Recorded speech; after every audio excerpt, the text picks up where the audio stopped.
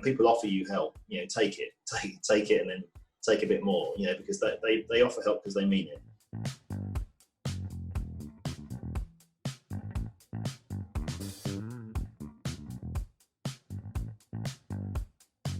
So my name's Paul Cleal. I'm a non-executive director and a board advisor involved in a range of different organisations.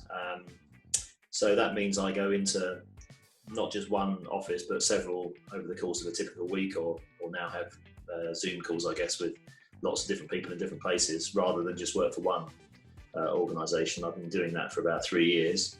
So, for example, I'm a director of Guy's and St Thomas's National Health Service Foundation Trust, so one of the big London hospital trusts that runs the health service here in the capital, which has obviously been very busy during COVID-19 over the past few months.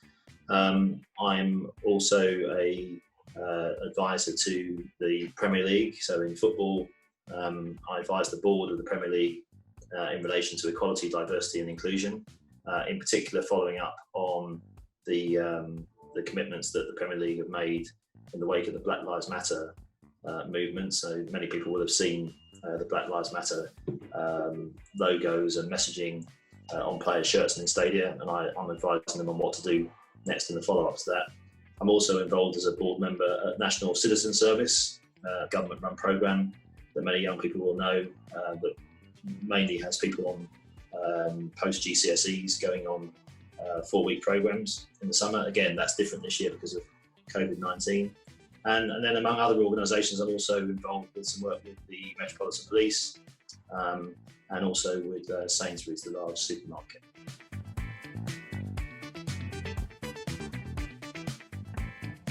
I guess the thing that is a continuous thread in a lot of what I've done over the course of the last 25, 30 years is, I guess, what some people would call social justice. So making sure that people that everyone has a fair chance to achieve their potential. I think I started from fairly humble beginnings and worked hard, had some luck along the way, had a lot of help from people.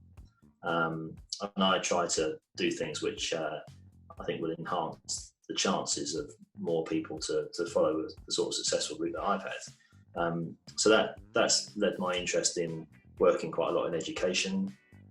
I didn't mention Kingston University, but that's one of the other areas where I'm a board member, deputy chair of the board there. I'm involved with a number of schools still. I do a lot of mentoring, and that's important to me. And I think when I'm working with organisations, one area they often ask me to get involved in is diversity and inclusion. That's because of my own experience of being growing up non-white in this country, experiencing some racism when I was a child and growing up. And those experiences, I think, have made me want to ensure that young people joining organisations, whether it's the health service, PwC, or getting into football, for example, that they don't have to experience that sort of thing, that they have the maximum amount of opportunity regardless of their background. So that's something I'm very passionate about.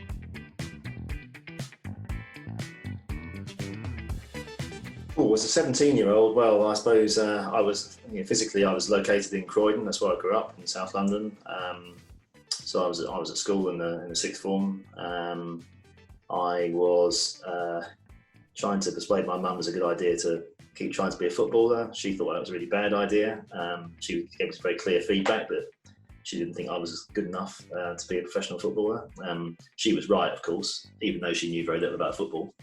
But that was something that I cared a lot about at the time. I was, I guess, starting to think about going to university. I had no clear view about what I was going to do career-wise at all. I didn't really have people around me. My mum brought me up on her own, so and she hadn't been to university. She was a sort of secretary in an office, did some sort of cleaning and sewing stuff to sort of get extra money to help bring me up. Very committed to my, I was very lucky. I had a great loving mother, and that I think is the cornerstone of anyone's development, and the one thing that you kind of you can't replace very easily. I mean, I think that was very good. So I could easily see past what I didn't have, I guess, at that time. I didn't have a clear view. I didn't know people who had professional careers, so it was very much a sort of voyage of discovery for me. So it was all about, I guess, getting to university, taking the next step, and then seeing what happened after that.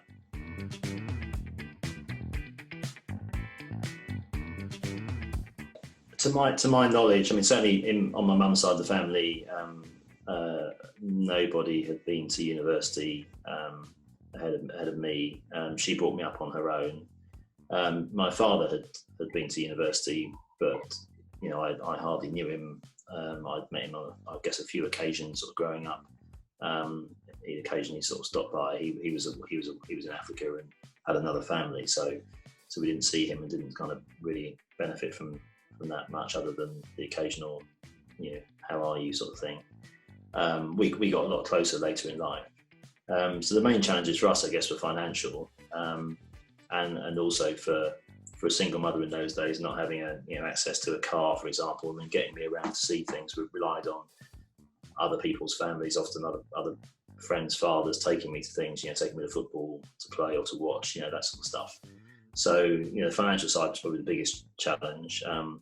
But a lack of sort of really understanding what sort of jobs were available. I had no idea. I mean, I don't, to my knowledge, nobody in my streets in Croydon went to university either. So I really didn't have much clue about what people did, other than sort of typically building jobs. Some people worked in sort of low-level office roles, but no idea what going to university really meant. So it was totally a voyage of discovery for me.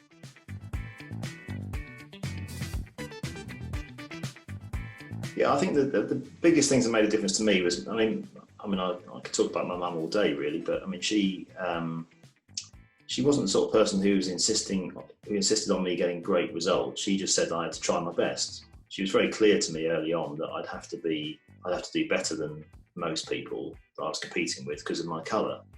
That was a lesson that was drummed into me from very early days. I think probably from about age 5 that basically because I wasn't white, I'd be at a disadvantage. So therefore I had to be doubly sure that I was clearly better than everyone else in order to get anywhere. So that kind of instilled a sort of work ethic. And I guess she managed to impart that message without discouraging me. It rather kind of motivated me.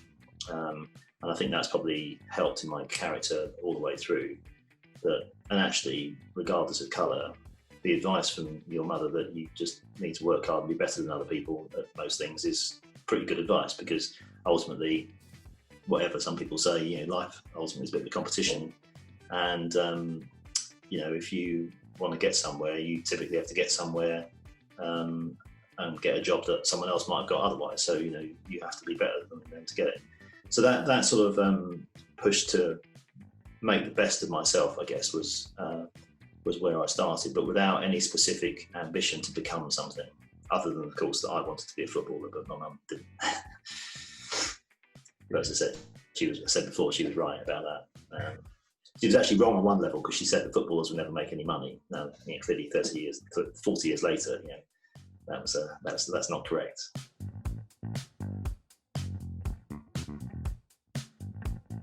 One is I guess a long-term thing. When things happen, like when I didn't get the A-level results I needed, and at various other points in my life when things haven't gone well, I could have got very disheartened, I suppose, and given up, and it feels like the end of the world at the time.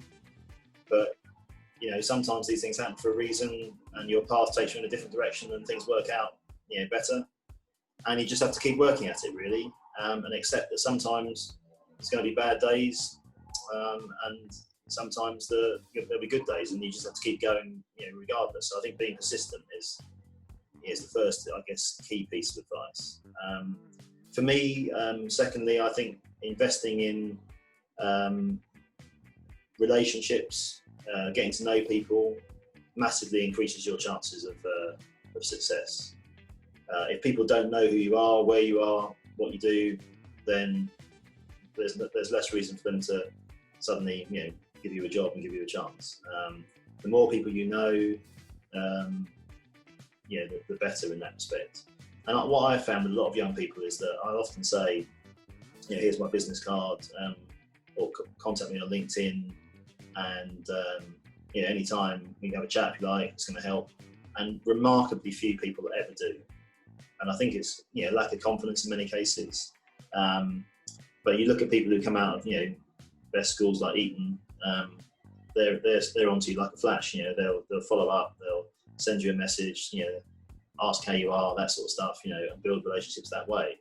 And I think often people lack the confidence to do it. But when people offer you help, take it, and then take a bit more, because they offer help because they mean it. So build relationships and accept help.